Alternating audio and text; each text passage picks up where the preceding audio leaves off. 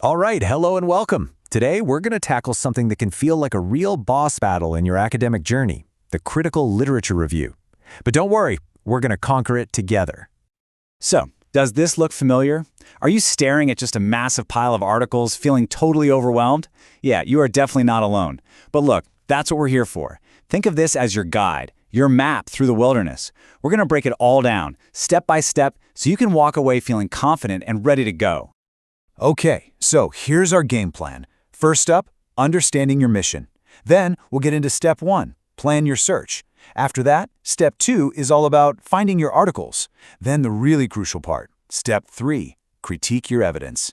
And we'll wrap it all up with the final checklist. Simple, right? Let's dive in. All right, section 1, understanding your mission.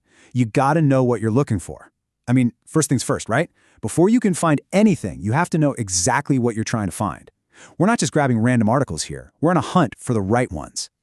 So, the first big thing you need to get your head around is the difference between primary and secondary research. Primary research, that's when researchers are out there in the field, getting their hands dirty, collecting brand new, fresh data. Think interviews, surveys, that kind of stuff. Secondary research, on the other hand, is when someone takes data that already exists and analyzes it. Now, for your assignment, you are a detective, and your target is primary research. That's the key. Let's just nail this down. Primary research is that original, first-hand data. It's the source. Your mission, should you choose to accept it, is to find and critique these original studies. We're not looking for a review of a review or a summary of a summary. Nope, we're going straight to the source. That's the goal. Okay, moving on to step 1, plan your search. It's all about drawing your map. Mission understood, right? But every good adventurer knows you can't just wander into the wilderness without a map. This is where we build our strategy so we don't get totally lost in a sea of irrelevant papers. And honestly, the process is pretty straightforward. Just 3 steps. 1, map out your topic. Get super clear on what you're investigating. 2, identify your keywords. Just brainstorm every single related term you can think of. Synonyms, related ideas, the whole lot. And 3, build your search strategy. This is where we'll combine those keywords in a smart way. Now here's a seriously useful tool for your quest, the PICO framework. It helps you structure everything. Let's just walk through this example on hand hygiene. P is for patient or problem, in this case, hospital infections. I is the intervention you're looking at, so strategies to promote hand hygiene. C is comparison, which you don't always need, so don't worry about it if it doesn't fit. And O is the outcome you're hoping for, like reduced infection rates. See how that works? It immediately gives you these solid building blocks for your search. All right, time for step 2, find your articles. This is the hunt for evidence. Our map is drawn, we've got our keywords ready, now it's time to actually start the hunt. But, where do you even begin to look for all this academic treasure? Well, you wouldn't look for gold in a grocery store, right? You go where it's buried.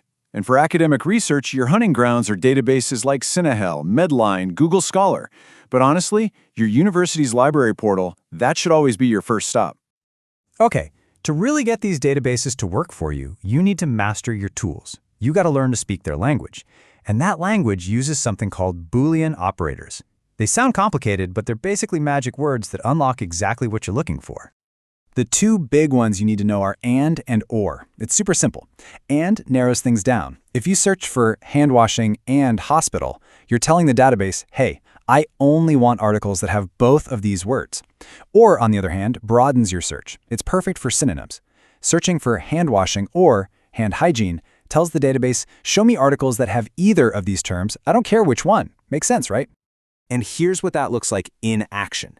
This is a real search string. Check out how we group synonyms together with OR, like health promotion or patient education, and put them in parentheses.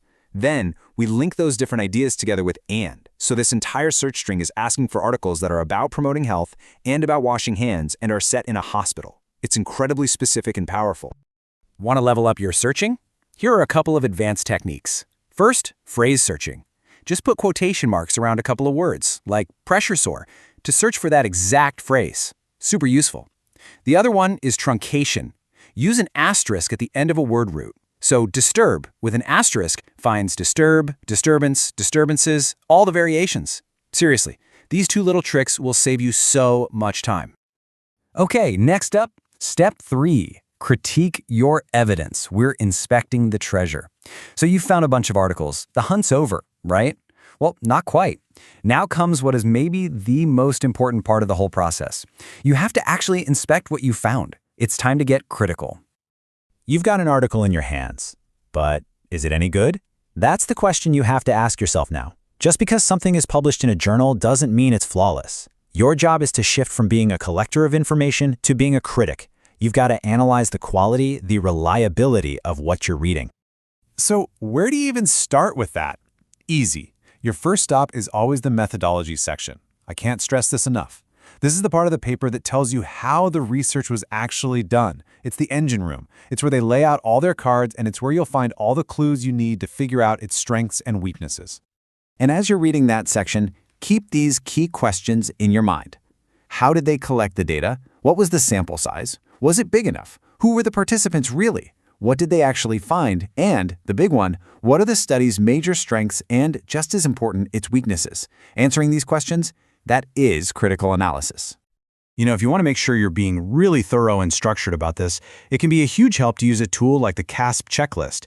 It's basically a guided worksheet that walks you through a really solid evaluation so you can be confident you're not missing anything important. Okay, we are on the home stretch. Let's talk about the final checklist. These are the rules of engagement. Think of these as the absolute must-have non-negotiables for every single article you end up choosing. So, let's run through them. It absolutely must be primary research. It has to be peer-reviewed. That's a huge sign of quality. It needs to have been published in the last 5 years. It must be written in English, and it should be focused on the UK or whatever other countries your assignment specifies. And finally, you have to be able to get the full text. If you can't get it right away, use that interlibrary loan. These are the deal breakers. No exceptions. So, there you have it. Your research quest is all mapped out. You've got the map, you've got the tools, you know how to inspect the treasure. The path is clear. So, the only question left is, what story is your evidence going to tell? Go find out